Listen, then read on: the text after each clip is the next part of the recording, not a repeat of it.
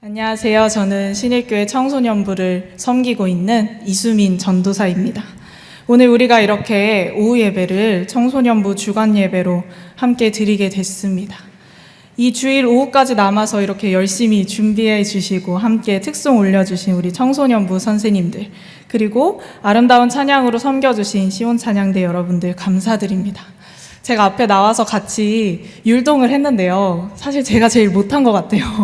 이 율동이 정말 쉬워 보여도 어렵거든요. 그래서 우리 선생님들께서 준비해 주시고 이렇게 함께 해주셨는데, 이게 이제 저희 청소년부에서 자주 부르는 찬양이고 또 자주 하는 율동입니다. 그리고 또 이렇게 보시면 티셔츠를 맞춰 입으셨는데, 저희 수련회 때 샬롬 그라운드라는 주제로 수련회를 잘 마치고 왔는데, 그때 함께 이렇게 입었던 티셔츠를 또 맞춰 입고 함께 여러분들에게 청소년부에 대해서 알려드리기 위해 이 자리에 섰습니다. 이렇게 청소년부 주간 예배에 함께 하신 모든 성도님들 정말 축복하고 환영합니다. 우리가 이 자리에서 함께 하나님의 말씀을 나눌 때에 성령님께서 도우시기를 간절히 소망합니다. 예전에 제가 이런 얘기를 본 적이 있습니다. 이제 10살이 된 아주 어린아이가 있었습니다.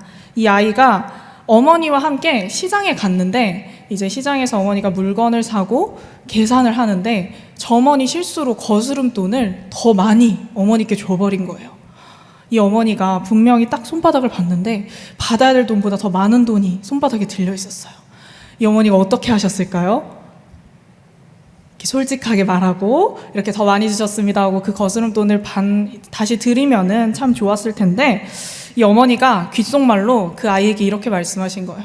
야, 오늘은 참 재수가 좋은 날이다. 이러면서 주머니에 그 남은 거스름돈을 이렇게 끼워 넣고 막 가신 거예요. 이 아이가 자라서 18살이 되자 한 야채를 파는 상점에서 아르바이트를 하게 되었습니다. 그런데요, 그 상점 주인이 이렇게 야채 파는 곳에 시장에 가보시면 바구니에 이렇게 야채 쌓아놓고 이렇게 한 바구니에 얼마 이렇게 팔기도 하잖아요.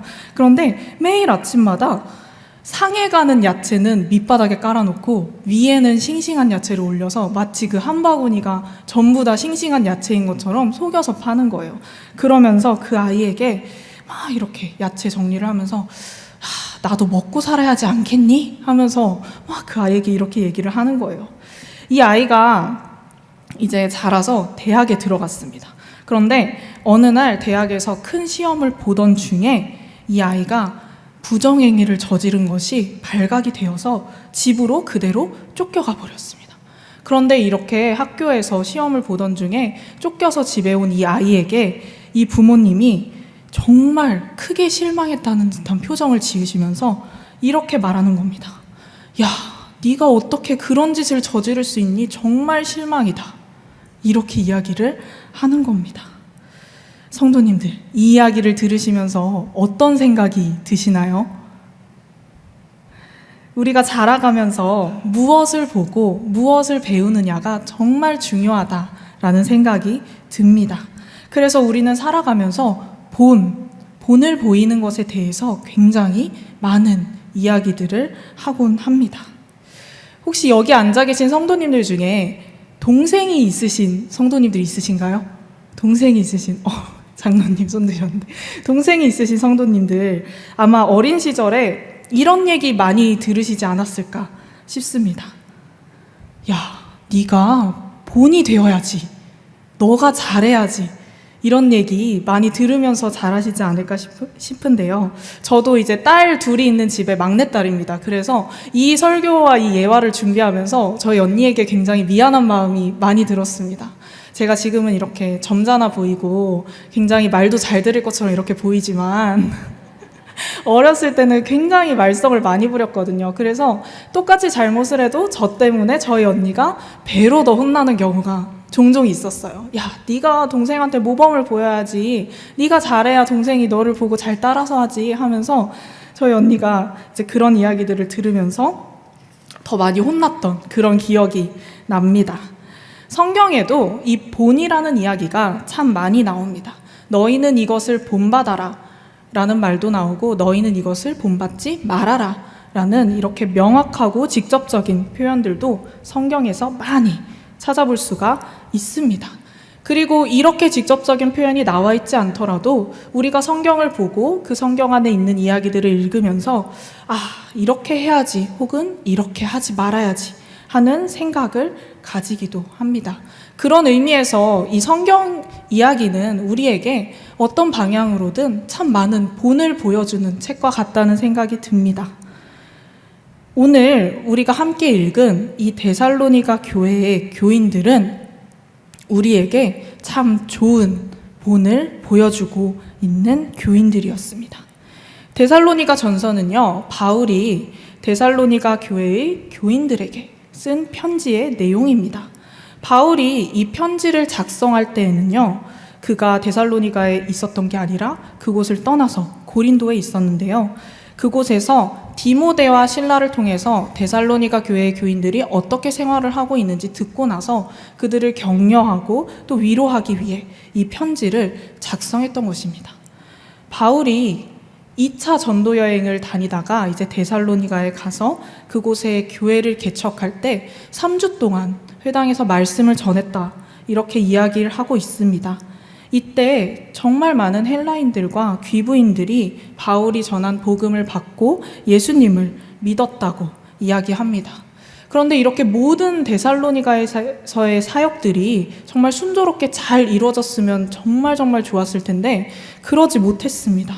바울이 이 데살로니가에서도 유대인들의 핍박을 받아서 그곳을 황급히 떠날 수밖에 없는 상황이 되었던 것입니다. 바울은요, 이 데살로니가를 떠나면서 과연 이 교인들이 신앙을 잘 지킬 수 있을까 하는 그런 걱정이 있었습니다. 교회를 새롭게 개척하고 그곳에서 지도자가 남아서 그들을 함께 양육하고 그들이 바른 신앙의 길을 배울 수 있도록 지도를 해야 되는데 그런 역할을 다 감당하지 못하고 바울이 떠나게 될 수밖에 없었으니 그 마음 가운데 얼마나 큰 걱정과 부담이 있었겠습니까? 그런데 바울이 디모데와 실라를 통해서 전해들은 데살로니가 교회 교인들의 모습이 정말로 놀라웠습니다. 이들은 여전히 핍박을 받고 어려움을 겪는 그 가운데서도 믿음을 잃지 않았습니다. 그리고 함께 모이기에 힘쓰고 자신이 받아들인 이 예수님을 전하는 일에 열정을 다했습니다. 이들의 삶을 전해들은 바울은 이렇게 이야기합니다. 너희의 모습이 다른 사람들에게 본이 되었다. 그렇다면 이 데살로니가 교회의 교인들은 어떻게 다른 사람들에게 본이 될 수 있었을까요? 바울은 오늘 본문 말씀을 통해서 이렇게 이야기하고 있습니다. 우리 다 함께 4절과 5절의 말씀을 함께 읽어보도록 하겠습니다. 함께 4절과 5절의 말씀을 함께 읽겠습니다. 하나님의 사랑하심을 받은 형제들아, 너희를 택하심을 아노라. 이는 우리 복음이 너희에게 말로만 이른 것이 아니라 또한 능력과 성령과 큰 확신으로 된 것임이라. 우리가 너희 가운데서 너희를 위하여 어떤 사람이 된 것은 너희가 아는 바와 같으니라. 아멘. 복음은 말로 전해지는 것입니다. 당시 바울도 이들에게 말로 복음을 전했습니다. 그런데 이들에게 들어간 이 복음의 역사가 그저 말에서만 그치지 않았던 것입니다. 복음이 성령의 능력으로 데살로니가 교인들의 삶 속으로 들어갔습니다.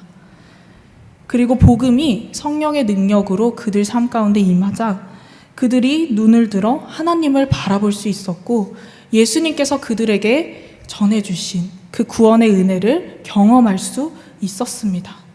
데살로니가 교회의 교인들은 성령님의 도우심을 통해 이들이 복음을 바울로 인해서 처음에 접했을 때 이것이 하나님의 말씀이고 또 하나님께서 자신들 마음 가운데 역사하심을 확신했습니다.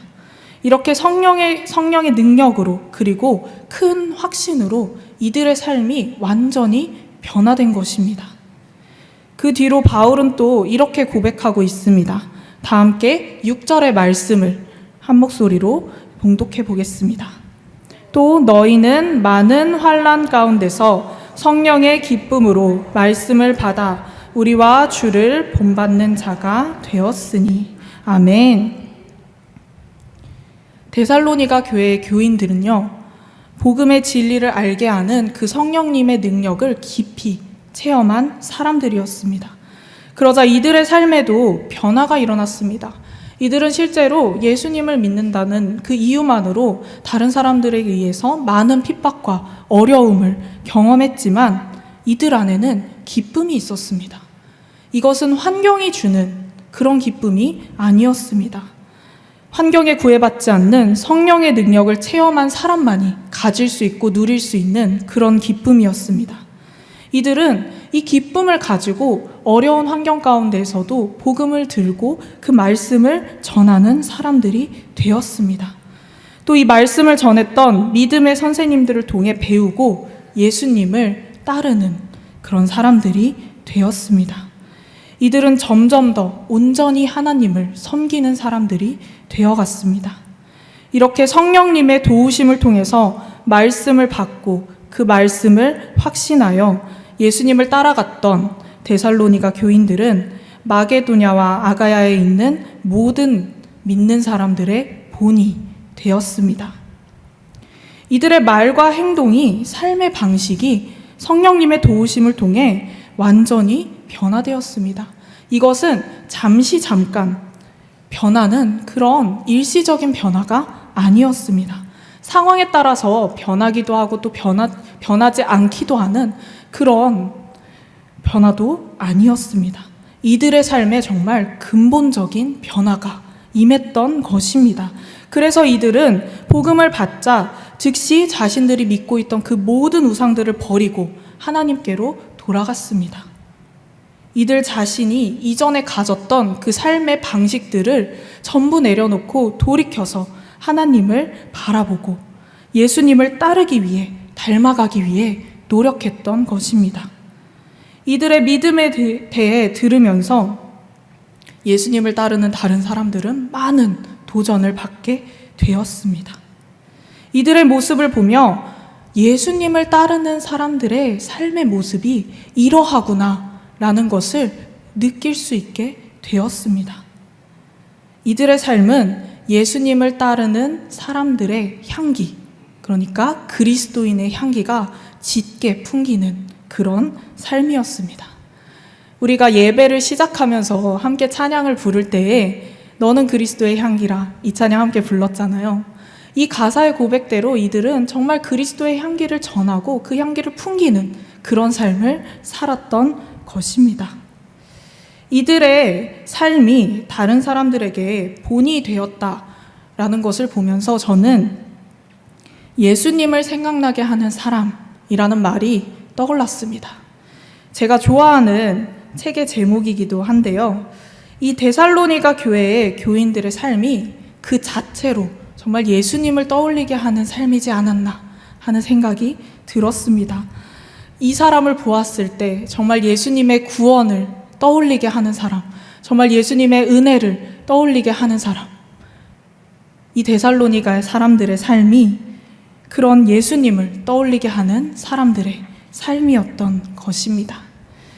이 자리에 앉아있는 우리도 데살로니가 교회의 교인들처럼 예수님을 믿는 사람들입니다. 구원의 은혜를 입은 사람들입니다. 우리의 삶 역시 이들이 그렇게 살았던 것처럼 믿음의 본이 되는 삶이 되기를 소망합니다. 우리가 매일의 삶에서 성령님의 도우심을 구하고 믿으며 예수님께서 우리에게 가르쳐 주신 삶의 방향들을 기억하며 그렇게 살아가기를 원합니다. 그래서 누군가가 우리의 삶을 보았을 때, 예수님을 믿는 사람의 삶이 이런 삶이구나 라는 것이 우리의 삶 속에서 짙게 묻어나는 그런 예수님을 생각나게 하는 사람들이 되기를 소망합니다. 우리는 매 예배 시간마다 다음 세대와 함께하는 행복한 신입교회라고 인사를 합니다. 올해도 교육의 해로 선포하고 실제로 교육부를 위해서 정말 많은 부서에서 도와주시고 기도해 주시고 저희가 그렇게 많은 도움들을 받고 있습니다. 여기 계시는 저희 선생님들도 그렇고 저희 부서나 교육부에 행사가 있거나 일이 있을 때 많은 분들이 정말 헌신하는 마음으로 와서 도와주시고 많은 것들을 감당해 주십니다. 얼마나 감사한지 모릅니다. 그 손길들을 보면서 정말 이 자리를 빌어서 너무 감사드린다고 전하고 싶습니다. 지금도 정말 많은 것들을 도와주시고 기도해 주시고 헌신해 주고 계시지만 저는 이 자리를 빌어서 정말 간절히 성도님들께 한 가지 부탁을 더 드리고 싶습니다. 다음 세대 아이들에게 예수님을 생각나게 하는 사람이 되어주시길 부탁드립니다. 다음 세대 아이들에게 믿음의 본이 되어주시길 간절히 부탁드립니다. 우리 아이들은 정말 신앙을 지켜나가는 것이 어려운 시대 속에서 살아가고 있습니다. 아마 들어보셨을 것 같은데요. 우리나라 청소년 복음화율이 3.8%입니다. 복음화율이 3% 이하면 미전도 종족이라고 칭하는데 우리 청소년부 아이들이 미전도 종족이 되어가고 있는 것과 다름이 없습니다. 그만큼 교회에 다니는 것도 자신의 신앙을 지켜나가는 것도 매일매일 어쩌면 전쟁과 같은 그런 삶을 살아가고 있을지 모르는 우리 아이들입니다.